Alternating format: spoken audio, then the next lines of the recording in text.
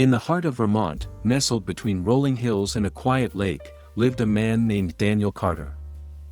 He was known throughout his small town for his generosity and kindness, always willing to lend a hand, always the first to offer a warm smile. Yet, despite his outward joy, Daniel often felt a deep sadness he couldn't explain. Some days, happiness filled his heart like the golden glow of autumn leaves. Other days, an unshakable emptiness crept in, making even the simplest tasks feel burdensome. Why does happiness never last? He wondered. One evening, Daniel heard that a wise old traveler had arrived in town. This traveler was known for his profound wisdom, helping people find clarity in life. Desperate for answers, Daniel sought him out. He found the traveler sitting by the lake, watching the sunset paint the sky with hues of orange and purple. "Sir," Daniel said hesitantly, "I don't understand why happiness feels so fleeting. I try to do good, to help others, yet sadness always finds me. How can I make happiness stay?" The traveler looked at him kindly and said, "Come, walk with me. I have something to show you." They walked through the forest, where golden leaves crunched beneath their feet. Soon, they arrived at a majestic oak tree, standing tall and unshaken by the wind. The traveler pointed to it and asked, "Do you think this tree has never faced storms?" Daniel shook his head. "Of course not. It must have endured many storms over the years." The traveler nodded. "Exactly. But it stands strong because its roots are deep. Your happiness is like the sunlight that touches this tree, it comes and goes. But if your roots are strong, you will not fall when sadness comes." Daniel listened intently. "How do I strengthen my roots?" he asked. The traveler smiled. "Let me tell you a story. Once, in a distant city, lived a young man named Ethan Wells. He had everything: success, wealth, and recognition, yet he felt an unshakable emptiness.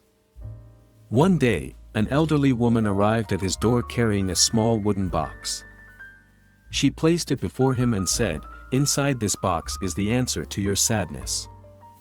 But be warned, once you open it, you must follow its instructions exactly." Ethan, eager for answers, opened the box. Inside, he found a simple candle. Confused, he looked at the woman, who told him, "Take this candle and light it in the darkest room of your house. Wait and watch what happens." That night, Ethan followed the instructions. He entered an old, abandoned room in his mansion, a place he had not stepped into for years. As he lit the candle, the small flame illuminated the room, but it also cast shadows that flickered and twisted on the walls. Fear gripped him. The shadows seemed to grow, taking on eerie shapes. His first instinct was to blow out the candle, to run from the darkness. But then, he remembered the woman's warning. He took a deep breath and kept watching. And then, he noticed something: no matter how big the shadows appeared, the small flame remained constant. The next morning, Ethan rushed to the woman. "Why did I see the shadows move? And what was the small light?" The woman smiled. "The shadows were your fears, your sadness, and your doubts. They seem overwhelming when you focus on them. But did you see the small light? That is your inner strength. No matter how big the darkness seems, as long as you focus on that small light, you will never be consumed." The traveler turned to Daniel and said, "Sadness is not your enemy. It is like the shadows in that room: it only grows if you give it power. But if you focus on your inner light, it will never control you." Daniel nodded slowly. The lesson was clear: he had been fighting his sadness instead of understanding it. "But how do I keep my light alive?" he asked. The traveler gave him 3 simple but powerful lessons. Face your fears: sadness grows when you run from it. Face it, understand it, and it will lose its power.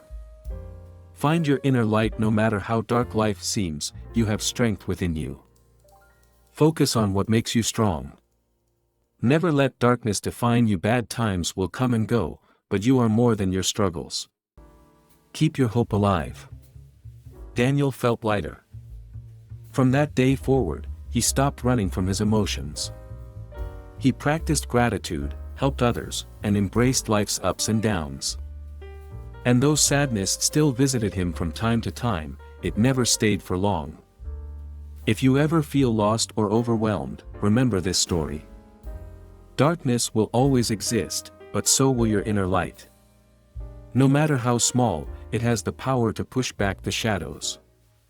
So keep shining, keep growing, and happiness will always find its way back to you.